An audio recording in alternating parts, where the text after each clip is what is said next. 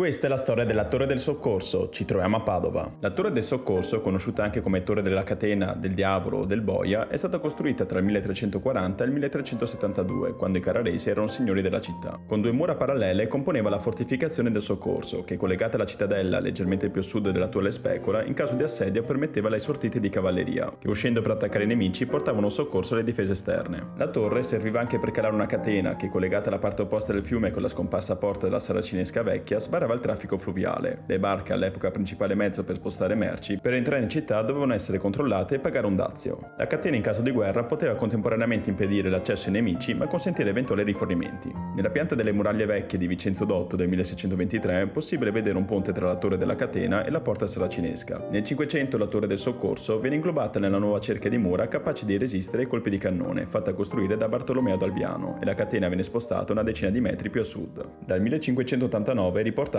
come ceduta a privati. Nel 1654 passa alla famiglia Canal di San Barnaba. Un membro di questa famiglia ucciderà la moglie incinta e da quel momento la proprietà inizierà a essere chiamata anche Torre del Diavolo o del Boia. Nel 1813 la torre passata all'avvocato Antonio Piazza va ad ospitare anche la sua collezione di quadri e reperti antichi, proprietà e collezioni vendute poi dal nipote ed erede per ragioni economiche. Nelle mura ai lati della torre oggi sopravvivono dei resti di un tratto di 40 metri verso il fiume e dalla parte opposta un tratto di 20 metri alto 6 con due arcate aperte negli anni 30 del Novecento. La torre tra il 2011 e il 2012 viene restaurata e oggi ospita un B&B.